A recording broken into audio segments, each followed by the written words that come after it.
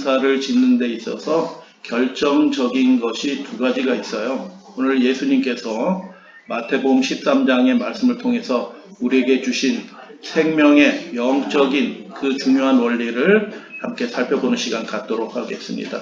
여러분, 성경 말씀은 대략 신약 성경이 2000년 전에 기록이 되어 있고 구약 성경 상당수의 어떤 것들은 3500년 전에 기록이 되어 있어요. 그렇기 때문에 문화와 관습과 언어 이런 것들이 우리의 것들과는 완전히 달라요. 그렇기 때문에 이 성경 말씀을 이해하는 데 있어서 가장 중요한 첫 번째 원칙이 있는데 그것이 무엇이냐 하면 당시 청중들은 이 말씀을 어떻게 이해했을까라는 것을 살펴보는 거예요.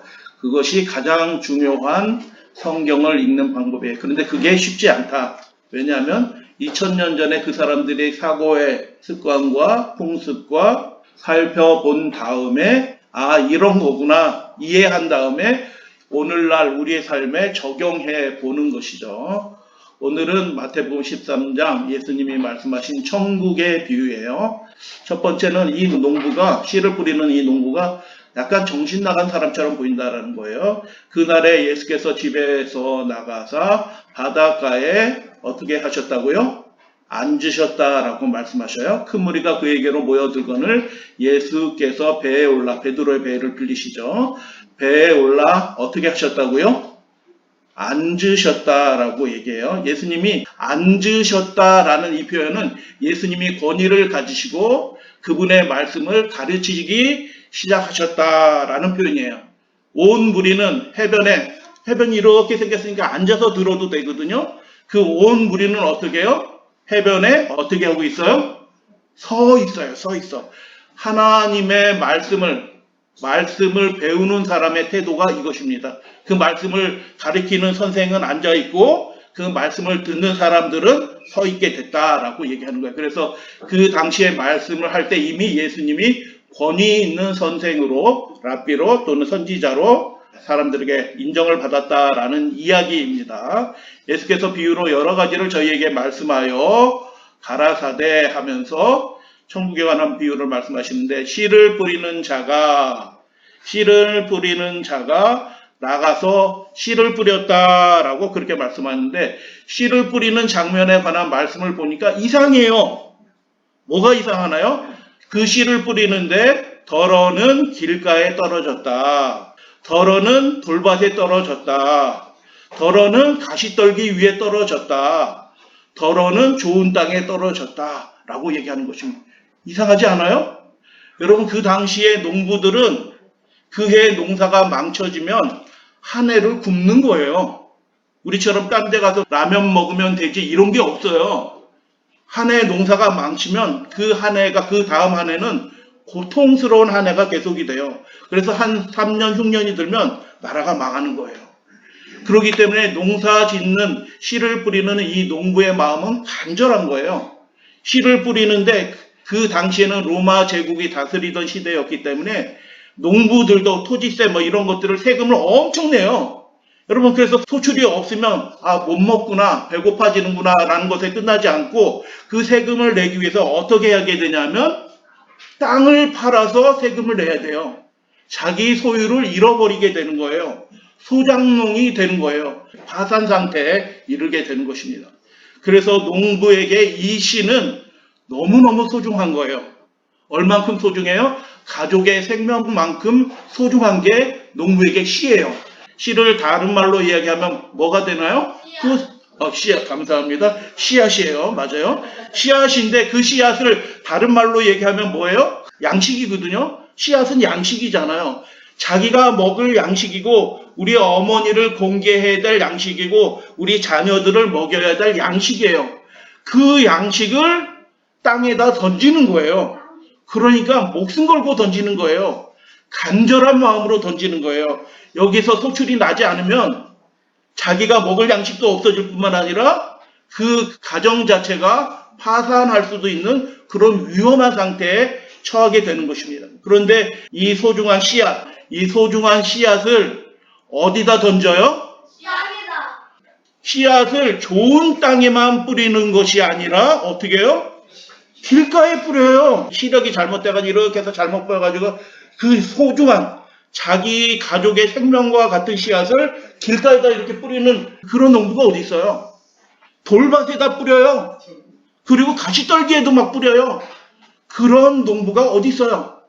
우리의 시각으로는 이해가 안 되는 거예요. 이상하다.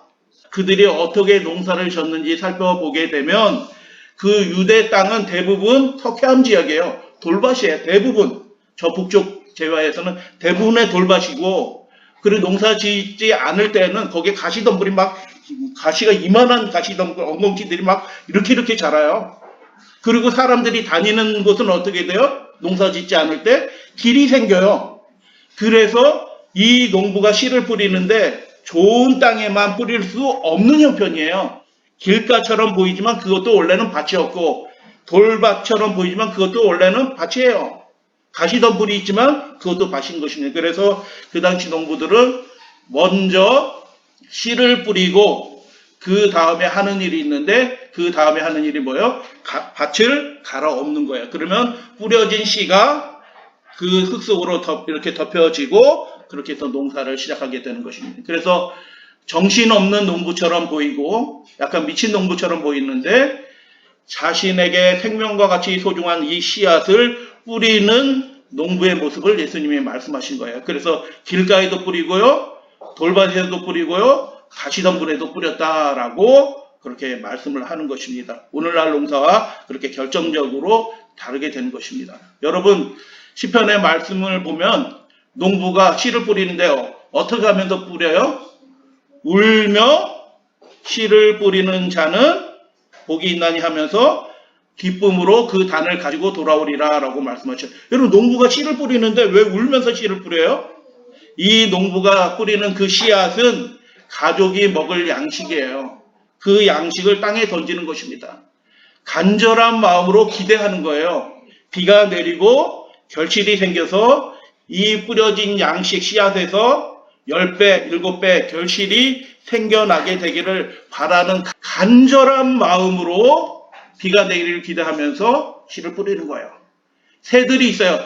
새들이 똑똑해요. 강원도 평창에 가보니까 농부들이 씨를 뿌리려고 하기 준비를 딱 하니까 새들이 쫙 와서 기다리고 있어요. 씨를 뿌리면 어떻게 해요? 걔네들이 거기 뿌리 씨앗 같이 찾아가서 고랑마다 다 하나씩 파먹으려고 새들이, 농부들이 씨를 뿌리러 나오는데 새들이 쫙 언덕배기에 그냥 다 몰려 있어요. 쫙 모여 있더라고요. 네, 씨를 뿌리는 장면에 관한 말씀이에요. 길가에 씨를 뿌리는 씨에 얼마나 새들이 먹어요. 그래서 새들이 그때를 기다리고 있어요. 돌밭도 있어요. 가시덤불도 있어요. 땅이 척박한 거예요.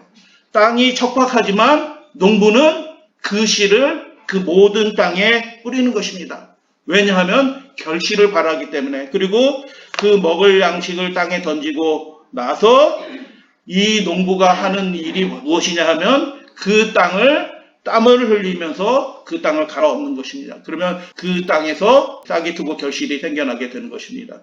그래서 여러분, 이 농부는 그냥 씨를 뿌리는 게 아니고, 하나님 올해 비를 주시지 않으시면, 비가 항상 내리는 땅이 아니에요. 그 나라는 씨 뿌릴 때 일주일 사이에 비 그때 잠깐 내리고 말아요. 그 다음부터는 비가 또 안 내려. 그렇기 때문에 그때 비 안 내리면 1년 농사가 끝나는 거예요. 그래서 씨를 뿌리면서 밭을 갈아엎으면서 그렇게 열심히 수고했는데, 하나님이 비를 내려주시지 않으면 그 모든 수고가 허지로 돌아가는 거예요. 근데 하나님이 비를 내려주실 거라고 믿어요. 믿고 정말 가슴 아픈 현실 가운데서 손이 불불불불 떨리지만 그의 손으로 단호한 의지를 가지고 그 씨앗을 땅에 던져 넣는 농부의 모습을 예수님이 천국의 모습으로 말씀하신 거예요. 그래서 이 농부의 행위, 씨를 땅에 던지는 이 농부의 행위는 거룩한 기도인 것입니다. 하나님이 도와주시지 않으면 제 인생은 여기서 끝나요. 하나님 도와주셔야 돼요. 하나님을 저는 믿어요 하면서 자기의 먹을 양식을 땅에 던져 넣는 행위이기 때문에 그 행위 자체가 거룩한 기도다 라고 말씀드릴 수 있는 것입니다. 전도서 11장에 풍세를 살피는 자는 파종하지 않는다라는 말씀이 있어요. 형편을 바라보는 사람은 파종하지 않는다. 그의 씨앗을, 자기 먹을 양식을 땅에 던져 넣는 거룩한 행위를 하게 된다라고 그렇게 말씀하시는 것입니다. 질문을 하나 드리겠습니다. 씨를 뿌렸다고 저절로 결실이 생겨나는 것은 아니에요. 여러분, 우리가 열심히 공부했다고 성적이 늘 잘 나오면 얼마나 좋겠어요. 우리가 노력했다고 다 하는 일마다 성공하면 얼마나 좋겠어요. 근데 그렇지 않다라는 거예요. 농사에서도.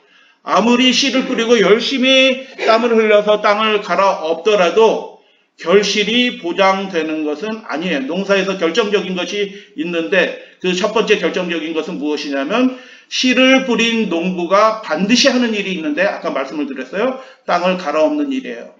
좋은 땅만 씨를 뿌리는 것이 아니라 길가나 돌밭이나 가지덤불에도 좋은 땅은 얼마 되지도 않아요. 이만큼밖에 안 되는 거라 거기서 농사져서는 먹고 살 수가 없어요. 그래서 길가나 돌밭이나 가시덤불에도 씨를 뿌리고 그 모든 땅을 갈아엎는 일을 하는 것입니다. 여러분, 돌밭 골라내는 일을 해보신 적이 있으시죠?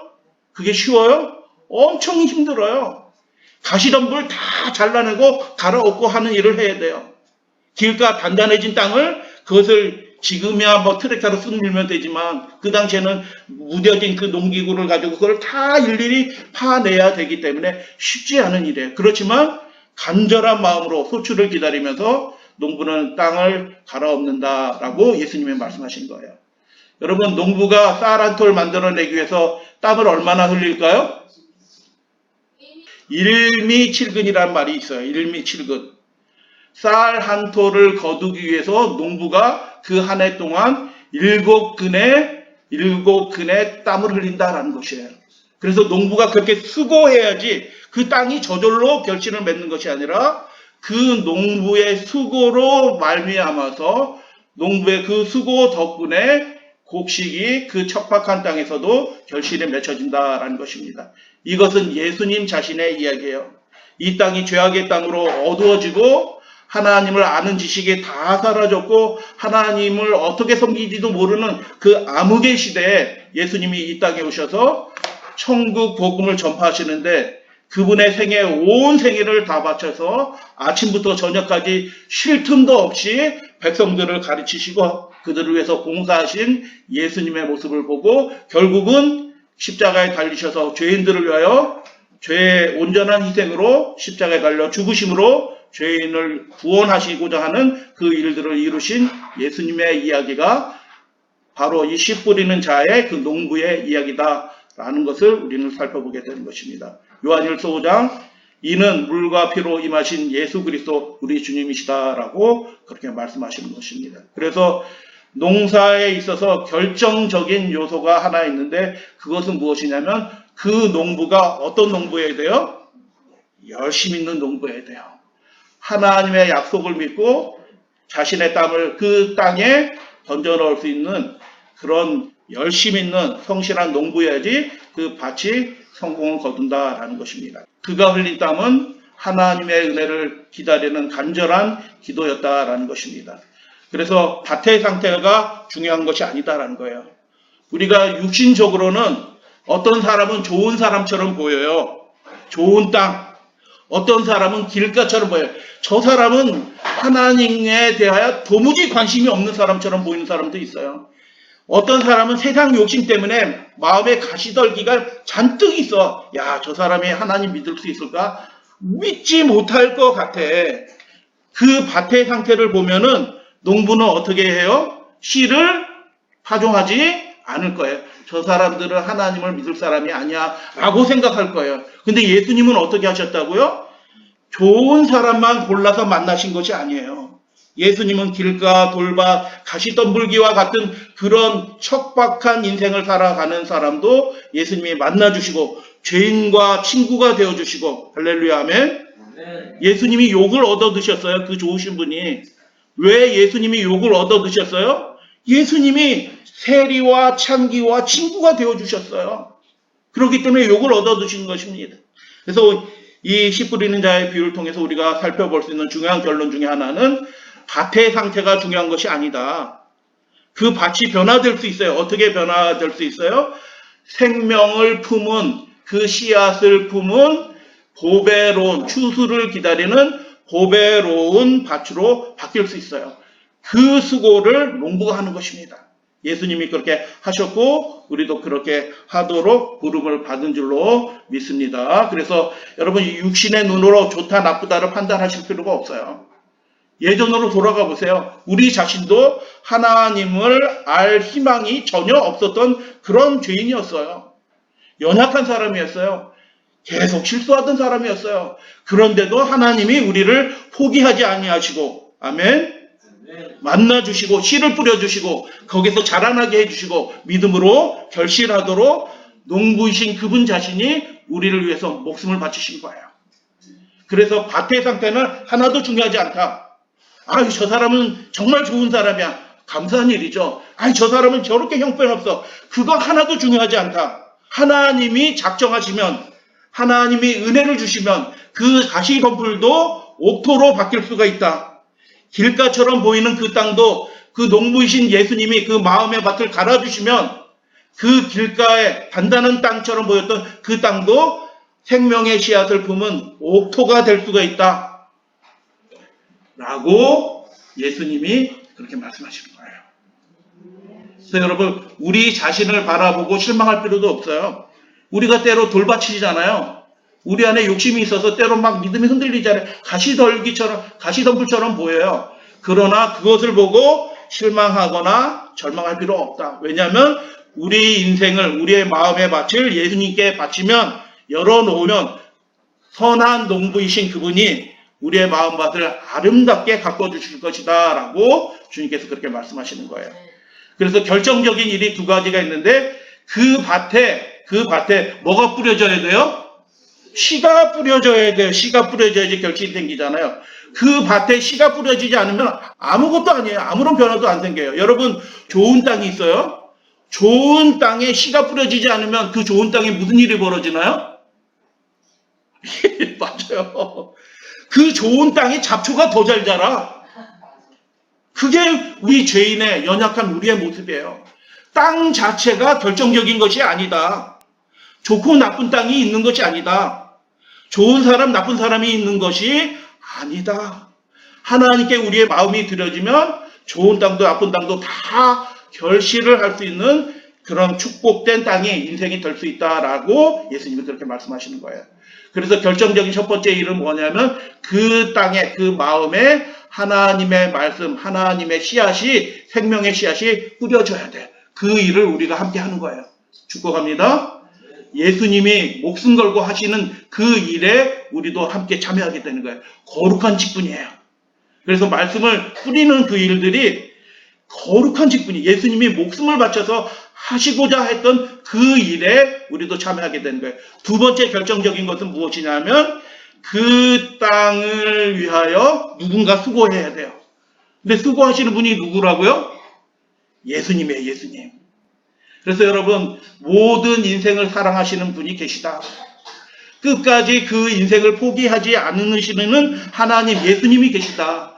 그래서 그분은 씨앗을 뿌리고 그 땅을 척박한 땅을 갈아엎으신다. 그분의 최선을 다해서 갈아엎으신다. 그리고 그 일에 작은 일에 우리도 함께 참여하게 되니 우리에게도 영광이다라는 것입니다. 세종대교에서 이제 이분 은퇴하셨어요. 근데 전 시대 분들은 다 알아요. 이분이 쓴 소설이 영화로 나와서 겨울연가라는 영화 있어요.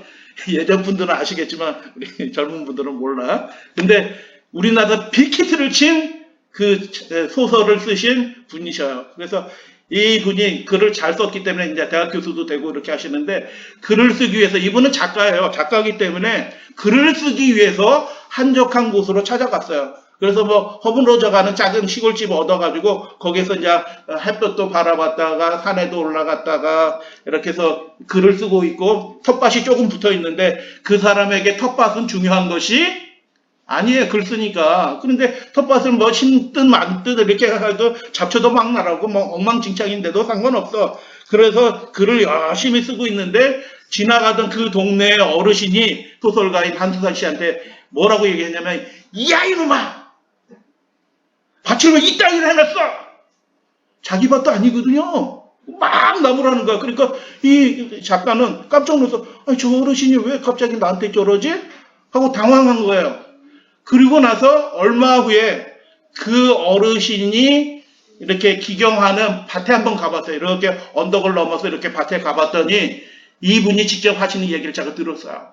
뭐라고 얘기하냐면 자기는 농부가 아니에요. 농사를 잘 지으려고 해도 농사를 잘 지을 수 없는데 그 할아버지의 밭이 아름다운 정원과 같았다라는 거예요. 누가 농사를 짓느냐에 따라서 서투른 농부가 지으면 그 밭이 그냥 형편없는 밭이 되지만 정말 좋은 농부, 성심을 다하는 그 좋은 농부가 밭을 기경하려면 그게 밭이 아니라 정원과 같은 밭이 되었다라는 것이에요. 여러분, 우리 인생이 여러 가지 단점들과 여러 가지 장애들이 있을 수 있어요. 그러나 좋으신 예수님, 그분이 우리 인생의 농부가 되어주셔서 우리 인생을 이렇게 기경해 주시고 우리의 마음밭을 가꾸어 주신다고 하면 가시떨기가 가득한, 돌이 가득한, 단단하게 굳어진 그런 인생처럼 보일지라도 정원과 같이 아름다운 인생으로 바꿔주실 예수님이 계시다라는 것을 여러분 믿으시게 되길 바랍니다.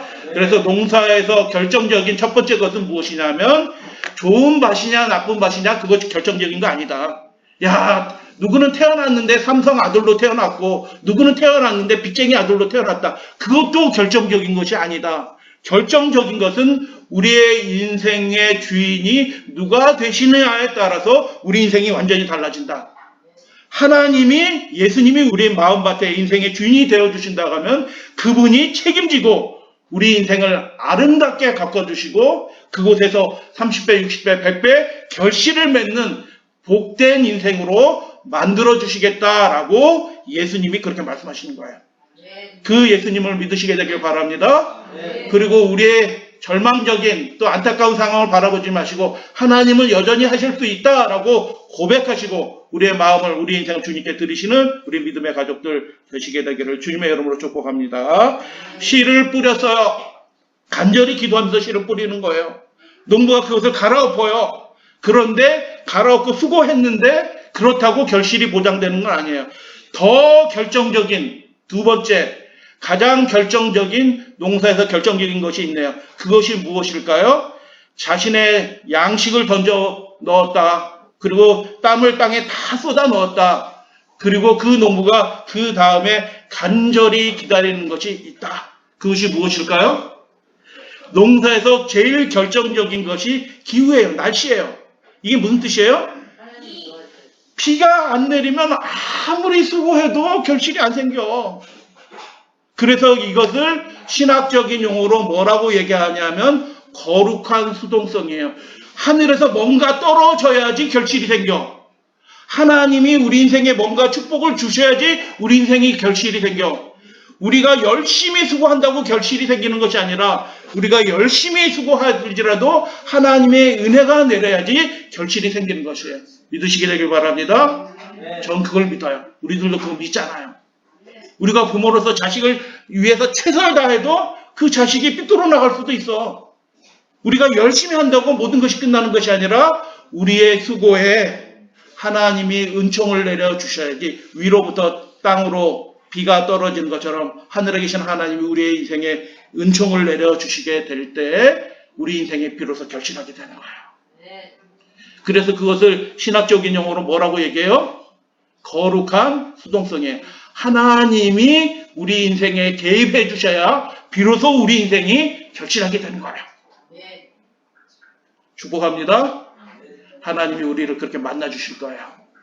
그리고 우리 인생 척박했던 우리 인생에 기대하지 않았던 놀라운 결실들이 생기도록 하나님이 은혜 내려주실 하나님이 계시다라는 것입니다. 그래서 결정적인 농사에서 가장 결정적인 것 두 번째는 무엇이냐면 비예요, 비.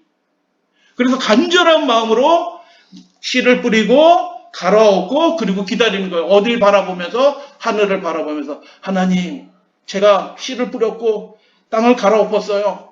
근데 이 땅에 하나님이 비를 내려주시지 않으면 우리의 모든 수고와 애씀이 다 허지로 돌아갑니다. 하나님 비를 내려주세요 라고 기도하는 거예요.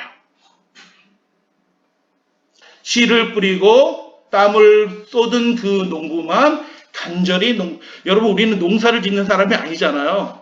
비가 내려도 그만, 안 내려도 그만이에요, 우리는. 근데 농사 짓는 분들에게는 어떻게 해요?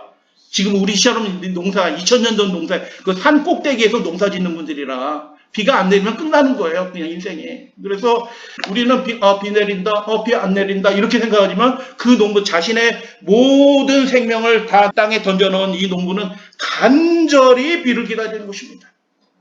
그리고 비가 내리면 어떻게 해요? 농부가 뭐 할까요? 농부가 춤춰요. 진짜 춤춰요, 농부들이. 비 내렸으니까 반드시 이제 자라나게 되고 결실할 거예요. 그게 이른비예요. 비가 내렸으니까 자라나게 될 거고 결실하게 될 거예요. 그래서 비가 내리면 그 농부들이 간절히 소원했던 그 일들이 벌어지게 될 때 농부가 그냥 덩실덩실 춤을 추는 거예요. 이 춤추는 농부의 모습이 예수님의 모습이에요. 한 사람의 새 영혼이 구원받은 사람들이 일어나게 될 때 우리를 위해서 목숨을 바치신 예수님이 덩실덩실 즐거워하면서 하늘 보좌에서 일어나서 춤을 추시는 그 예수님의 모습을 상상해 보세요. 그 예수님의 기쁨과 즐거움에 우리 함께 믿음에 동역하는 우리들도 그 즐거움에 함께 참여할 수 있다. 얼마나 감사한 일이에요. 그래서 예수님의 춤이 우리의 춤이 되길 원합니다. 우리 교회가 하나님을 진정으로 즐겁게 하는, 기쁘게 하는, 그리고 우리 인생도 복을 받는 그런 교회가 되길 원합니다. 그래서 땅을 돌보시는 하나님을 기대하는 신앙이 우리 신앙이에요. 하나님이 도와주시지 않으면 우리가 애쓰고 모든 수고가 다 날아가 버릴 때도 있어요. 그래서 우리 인생을 돌보시는 하나님이 계셔야지 우리 인생에 비로소 결실이 생겨난다. 시편 65편 하나님은 어떤 분이시라고요? 땅을 돌보시는 분이시다. 물을 대어 심히 윤택하게 하시며 하나님의 땅에 우리 인생이 하나님의 인생이에요. 물이 가득하게 하시고 이같이 땅을 예비하신 후에 그들에게 곡식이 있게 하시는 분이시다. 하나님께서 밭고랑에 물을 넉넉히 대사 비를 내려서 그렇게 해주시는 거예요. 이 땅을 평평하게 하시며 또 담비로 부드럽게 하시고 그 싹에 복을 주시는 하나님을 바라시는 우리 믿음의 가족들 되시기를 주님의 이름으로 축복합니다. 우리 믿음의 가족들이 다 이렇게 하나님의 특별한 은총을 받아서 결실이 생겨나고 그 싹에 복을 받고 하나님 앞에 기쁨의 열매로 드리는 믿음의 가족들 되시기를 주님의 이름으로 축복해요. 그러나 세상은 그렇게 살라고 하지 않아요. 세상은 너의 구원을 네 스스로 이루라 라고 끊임없이 유튜브를 봐도 그렇고 테레비를 봐도, 요게 왼편 분은 서울대학교를 나오셔서 유튜브 하시는 분이에요. 이렇게 뭐 주식 같은 거 이렇게 하시는 분인데, 하여튼 이 세상 모든 매체들이 뭘 얘기하냐면 너의 구원을 네 스스로 이루라 라고 그렇게 자꾸 세뇌를 시켜요. 근데 여러분 기억하셔야 될 게 있네요. 우리의 구원은 우리가 이루는 거예요? 아니요. 하나님이 은혜 내려주셔야지, 위로부터 은총의 담비를 주셔야지 우리 인생에 결실이 생겨요. 그렇게 고백하시게 되길 바랍니다. 이 세상은 끊임없이 자기 자신을 자기가 이렇게 붙들려고 얘기해요. 그러니까 염려하고 걱정하게 되는 거예요.